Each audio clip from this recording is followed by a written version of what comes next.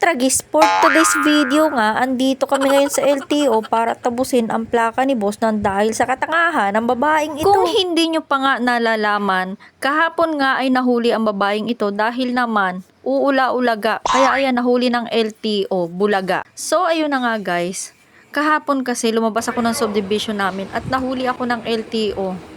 Hindi ko alam na may LTO pala doon, nagche-checkpoint. Doon sa may bandang OSIB, dito sa labas ng subdivision namin. Kaya naman, dali-dali akong umuwi at nagsumbong sa boss ko habang umiiyak. Talaga namang napaka-emosyonal ng babaeng ito. Nakakala mo naman kung ano na nangyari sa buhay niya.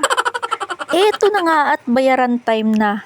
Kaya naman, ang bigat ng pakiramdam ko na para bang gusto ko na lang umuwi. At bago ko nga i-let go tong perang to, hihimasin ko muna para makapagpaalaman lang. Dahil sa ayaw at sa gusto ko nga, kailangan na namin maghiwalay. At ito na nga, tinawag na tayo ng teller. At least, nahaplos ko man lang kahit papaano. Naramdaman ko yung 4-5 sa mga kamay ko. Sa part nga na ito, parang gusto ko na lang lumuhod sa teller at magmakaawa. Napatawarin ako sa katangahan ko. Si boss nga ay wala pa sa wisyo dahil yan ay panggabi. Ginising ko lang para samahan ako. Nakaupo lang kaya sabi ko videohan niya ako para naman kahit papaano may souvenir ako sa mga katangahang ginawa ko sa buhay ko.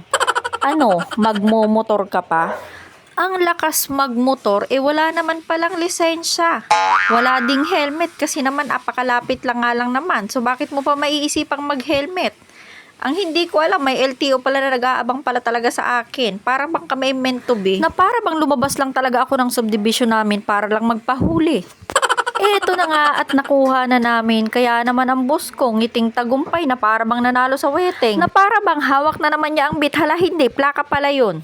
Yan na nga si boss, hawak na ang plaka niya. Kaya naman nakalimutan niya na may kasama pala siya. At dahil nga excited siyang umuwi, iniwan na lang niya ako na para bang hindi niya ako asawa. Diba sabi ko naman sa inyo, ganyan kasweet ang asawa ko. Eto na nga at pauwi na kami. Kaya naman for the video na naman ang babaeng ito na akala mo ay vlogger. Eto na nga at malapit na kami sa bahay. Kaya naman next episode tayo. Eto na nga kami sa bahay at pagdating namin inutos agad sa akin ay kabit ko daw ang plaka niya. Since ako din naman daw ang nagtanggal. Kaya naman wala tayong magagawa kundi sumunod. May galit talaga sa akin ang boss ko na para bang naghihigante. Pasimple. Eto nga at ikakabit ko na ang plaka niya. Kahit tirik na tirik ang araw, makabawi man lang sa mga kasalanang nagawa ko. Shoota ka, wala kang eme sa akin mamayang gabi.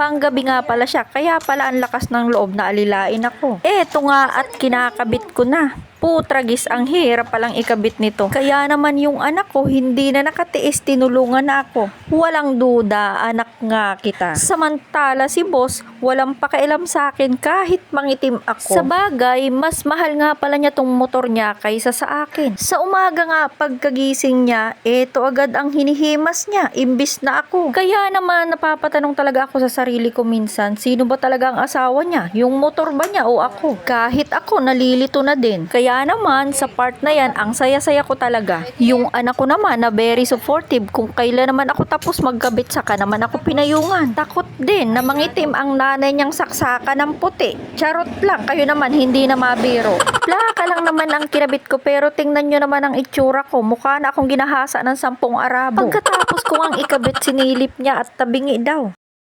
Kaya naman eto, inaayos ko para pumantay. Sabi ko naman sa inyo, mas mahal niya yung motor niya kaysa sa akin.